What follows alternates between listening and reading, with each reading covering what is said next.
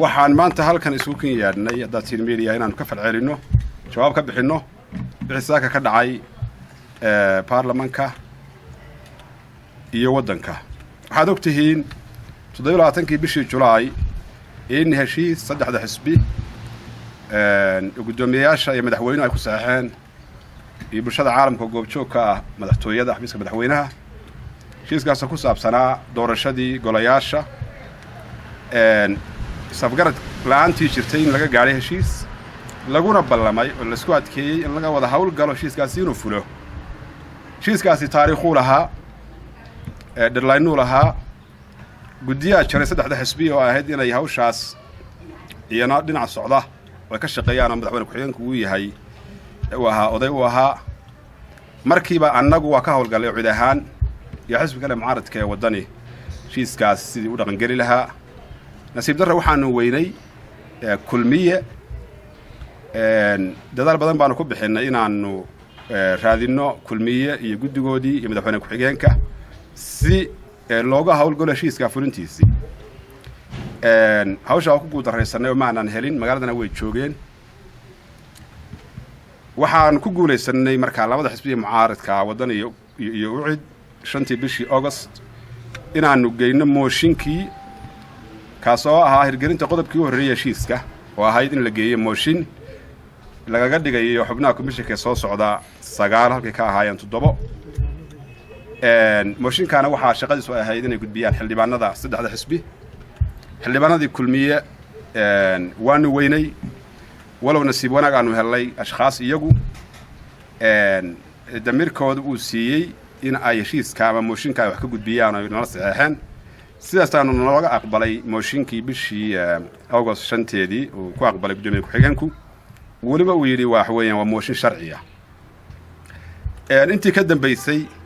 waxaan ku dadaalaynay in mooshinka cod la geliyo ka hor inta baarlamaanka fasaxaanu gelin annaga iyo xisbiga wadani mar labaad waanu weynay xisbigii kulmiye cid nagala shaqeysa hawsha bal waxaanu ogaanay in ay ka ololeynayeen ay ka dhan ahaayeen heshiiskaas inuu fulo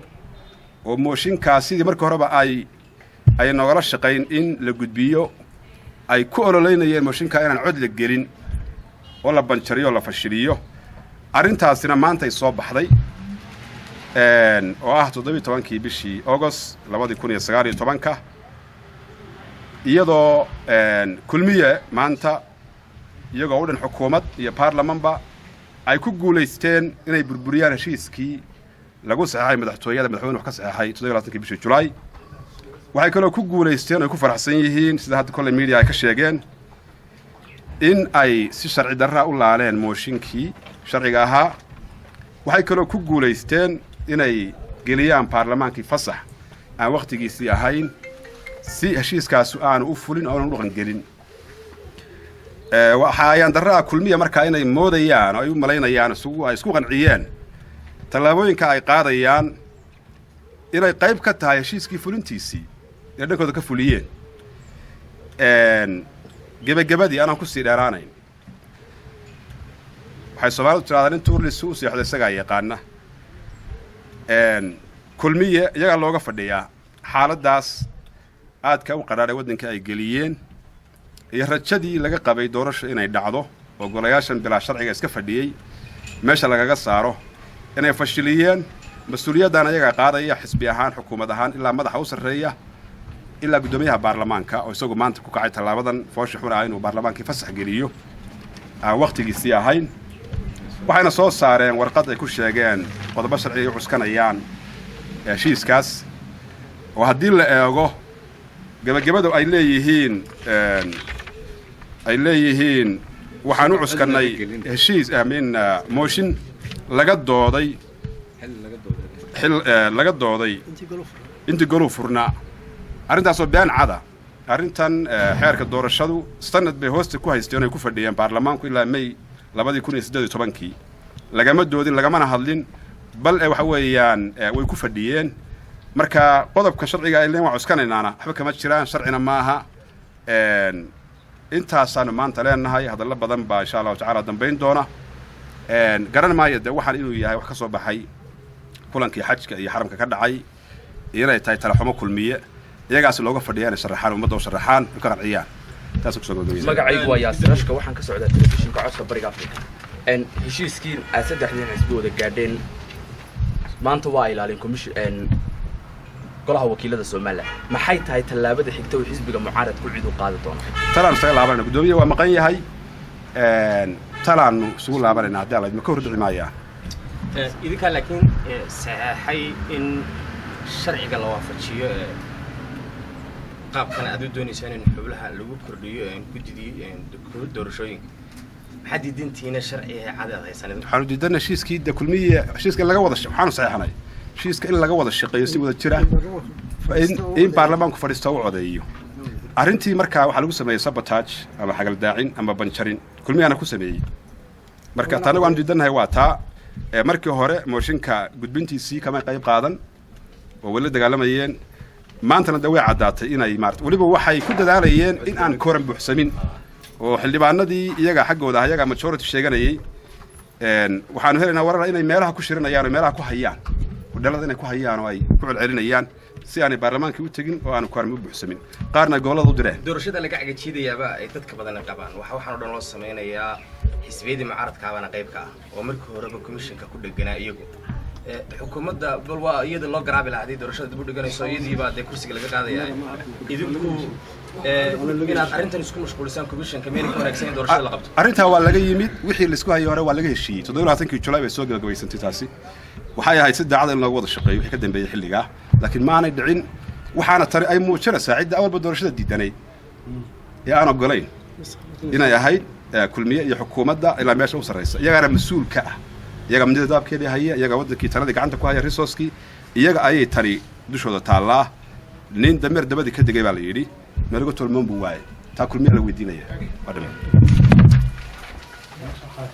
xaggii sharciga waxaa ka jawaabay mudane Ibraahim oo idin faahfaahiyey qaabka laakiin maanta mid baa muuqata waxaa muuqatay in anigoo ka xun hadalka inay dhahdo in golihii wakiilada ay xukuumaddu la wareegtay waanu dareensanayn inay fariintaas ku socoto oo gudoomiyaha culays lagu saarayay golaha naga xidh warkaa waanu haynaa abasguul meel lama ku wadato iska warhaysaa baa layidhi waanu ogeyn in culays lagu hayo gudoomiyaha golaha wakiilada la leeyahay naga xidh hadda waxa laga xidhayaana waxa weeye waa wax saddexda xisbi ku soo heshiiyeen oo saxiixii madaxweynuhu ku yaallo ayaa haddana madaxweynihii xukuumaddiisii golihiinta ka daba yimaadeen ay leeyihiin xidh oo arrintaa dhigin maanta ummaddu waxaanu u sheegaynaa golihii wakiiladu ma madax bannaana shirgudoonkii waa laga maroorsaday xukuumaddaana maroorsatay in golaha la xidhay in mooshinka la soo taagana xukuumaddaa ka dambaysa cid kaloo ka dambaysa ma jirto annagu gariiqaankanu ka eedi mayno shirgudoonkanu ka eedi mayno waa loo yeedhiyey xaggaasaa laga soo yeedhiyey warkana waannu haynaa in ayaamaanba culays lagu helo golaha xidh dee waxay dhashay leedahay walaa garyaqaan